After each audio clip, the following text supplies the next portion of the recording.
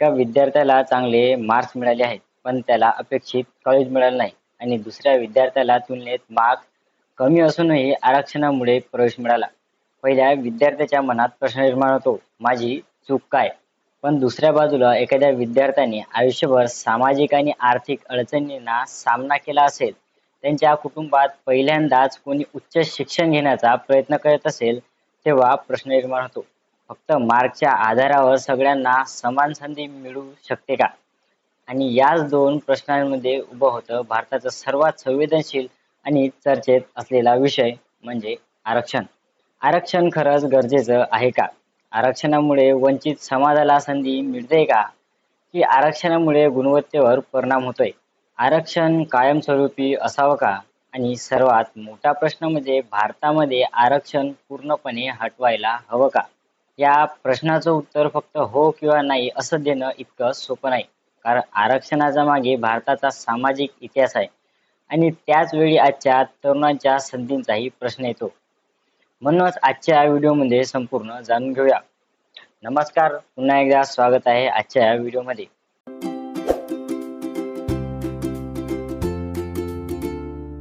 आरक्षणाची गरज का निर्माण झाली?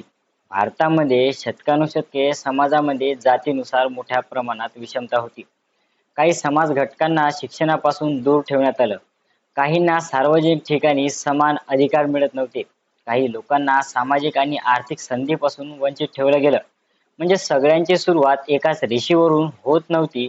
एक व्यक्ती अशा कुटुंबात जन्माला येत होती जिथे पिढ्यानपिढी शिक्षणाची परंपरा होती. तर दुसरा व्यक्ती अशा कुटुंबात जन्माला येत होता जिथे शिक्षणाची संधी नव्हती.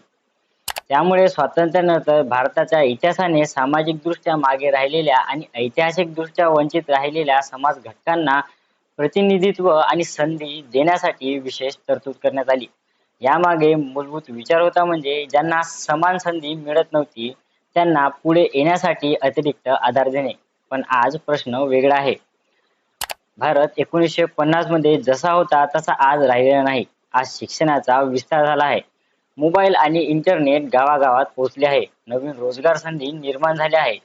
अनेक आरक्षित वर्गातील लोक डॉक्टर झाले, इंजिनियर झाले, अधिकारी झाले, व्यावसायिक झाले, उद्योगपती झाले आणि समाजाच्या प्रत्येक क्षेत्रात पुढे आले. म्हणून काही लोकांचा प्रश्न आहे, जर एखाद्या कुटुंबाची आर्थिक आणि सामाजिक परिस्थिती आता चांगली असेल तर त्यांना पुन्हा पुन्हा आरक्षणाची गरज आहे का? हा प्रश्नही दुर्लक्षित करता येत नाही. दुसरीकडे आर्थिक परिस्थितीचाही प्रश्न. आता समजा एक विद्यार्थी गरीब कुटुंबातून आला. त्याच्या आई वडिलांचं उत्पन्न कमी आहे. त्याच्याकडे महागडं कोचिंग नाही. शहरातील चांगली शाळा नाही. अभ्यासासाठी स्वतंत्र खोली नाही. पुस्तक आणि इंटरनेट यासाठीही संघर्ष आहे. तर दुसरीकडे एका श्रीमंत कुटुंबातील विद्यार्थ्याकडे महागडं कोचिंग आहे. बेस्ट स्टडी मटेरियल आहे. प्रोफेशनल गाईडिंग आहे आणि अभ्यासासाठी भरपूर सुविधा आहे. दोन्ही विद्यार्थ्यांनी परीक्षा दिली. मग प्रश्न असा, फक्त मार्क्स पाहून आपण दोघांची परिस्थिती समान आहे असं म्हणू शकतो का? इथे आरक्षणाच्या समर्थकांचं म्हणणं आहे की सामाजिक वंचिततेसोबत आर्थिक आणि शैक्षणिक मागासलेपणाही विचारात झाला पाहिजे. आता आरक्षणाच्या विरोधात काय म्हणतात? आरक्षणाला विरोध करण्याचाही काही ठोस कारण आहे. त्यांचं म्हणणं आहे की संधी समान असायला हव्यात. एका विद्यार्थ्याने 90% गुण मिळवले आणि दुसऱ्याने कमी गुण मिळवूनही आरक्षणातून प्रवेश घेतला तर पहिल्या विद्यार्थ्याला अन्याय झाल्यासारखं वाटू शकतं. विशेषतः जेव्हा तो स्वतः गरीब कुटुंबातून आलेला असतो. म्हणून अनेक तरुण विचारतात, माझी आर्थिक परिस्थिती खराब आहे, मग मला फक्त माझ्या जातीकडे पाहून का वगळलं जातं? हा प्रश्न देखील गंभीर आहे. मग अशा आरक्षणामुळे मेरिट संपते का? हा आणखी एक मोठा वाद आहे. इथे एक गोष्ट समजून घ्यावी लागेल. आरक्षण आणि गुणवत्ता हे नेहमीच एकमेकांचे शत्रू आहे असं सरळ म्हणता येत नाही. कारण आरक्षणातून प्रवेश मिळाल्यावरही विद्यार्थ्याला शिक्षण पूर्ण करावं लागतं, परीक्षा द्यावी लागते, काम करावं लागतं, स्पर्धेला सामोरं जावं लागतं. मात्र दुसरीकडे प्रवेशाच्या पातळीवरील वेगवेगळ्या कटऑफ किंवा पात्रतेच्या निकषांमुळे सामान्य प्रवर्गातील विद्यार्थ्यांना संधी कमी झाल्याची भावना निर्माण होऊ शकते. म्हणून या विषयावर केवळ मेरिट विरुद्ध रिझर्वेशन अशी लढाई करण्यापेक्षा मेरिट आणि सोशल जस्टिस यांच्या संतुलन कसं साधताय हा खरा प्रश्न आहे. मग आरक्षण कायमस्वरूपी असावं का? हा प्रश्न सर्वात महत्वाचा आहे. आरक्षणाचा उद्देश जर मागासलेपणा कमी करणं असेल तर त्याचं यश कशाने मोजणार? एखादा समाज शिक्षणात पुढे आला, सरकारी सेवांमध्ये त्यांचं प्रतिनिधित्व वाढलं, आर्थिक परिस्थिती सुधारली, तर त्या समाजासाठी असलेल्या धोरणांचा पुनर्विचार व्हायला नको का? धोरणांची वेळोवेळी समीक्षा होणं आवश्यक आहे, पण समीक्षा म्हणजे लगेच आरक्षण संपणं असंही नाही. कारण एखाद्या समाजातील काही कुटुंब पुढे आली म्हणजे संपूर्ण समाजाची समस्या संपली असं म्हणता येत नाही. मग आर्थिक निकषांचा विचार करायला हवा का? हा मुद्दा आजच्या चर्चेत खूप महत्त्वाचा आहे. समजा एकाच आरक्षित वर्गात दोन कुटुंब आहे. पहिलं कुटुंब अत्यंत गरीब आहे. दुसरं कुटुंब आर्थिकदृष्ट्या मजबूत आहे. दोघांनाही अगदी समान प्रकारची मदत देणे योग्य आहे का? इथेच किमले सारख्या संकल्पनांचा चर्चा होते. म्हणजे जे लोक आधीच सामाजिक आणि आर्थिकदृष्ट्या पुढे आले आहेत, त्यांना त्यांच्या पद्धतीचा लाभ सतत मिळत राहावा का? की खरोखरच सर्वाधिक गरजू लोकांपर्यंत फायदा पोहोचायला हवा? हा प्रश्न धोरणकर्त्यांनी गांभीर्याने विचार घेतला पाहिजे. पण फक्त आरक्षण हटवलं तर समस्या सुटेल का? तर नाही. हे खूप महत्वाचं आहे. समजा उद्यापासून भारतात आरक्षण पूर्णपणे काढून टाकलं. मग काय होईल? गरीब विद्यार्थ्यांना अचानक चांगल्या शाळा मिळेल का? गावात चांगले शिक्षक पोहोचतील का? सर्व विद्यार्थ्यांना समान कोचिंग मिळेल काय? सर्वांना समान आरोग्य सुविधा मिळेल काय? सर्वांना समान आर्थिक परिस्थिती मिळेल का? तर नाही. म्हणजेच आरक्षण हटवणं हा एकच उपाय नाही. मग खरा उपाय म्हणजे जर आपल्याला खरंच रिझर्वेशनची गरज कमी करायची असेल तर इनइक्वालिटी कमी करावी लागेल. गावातील सरकारी शाळा मजबूत करा. गरजू विद्यार्थ्यांना चांगल्या शिक्षणाची सुविधा द्या.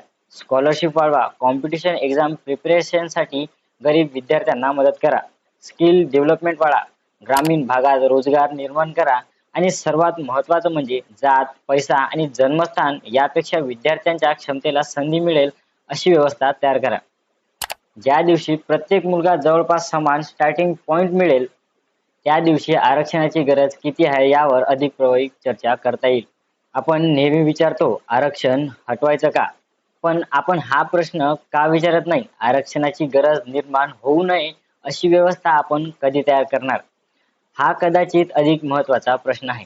कारण आदर्श भारत असा असायला हवा, जिथे एखाद्या मुलाला पुढे जाण्यासाठी त्याच्या जन्माचा फायदा किंवा तोटा होणार नाही. जिथे गावातील गरीब मुलालाही शहरातील श्रीमंत मुलासारख्या शिक्षणाची संधी मिळेल.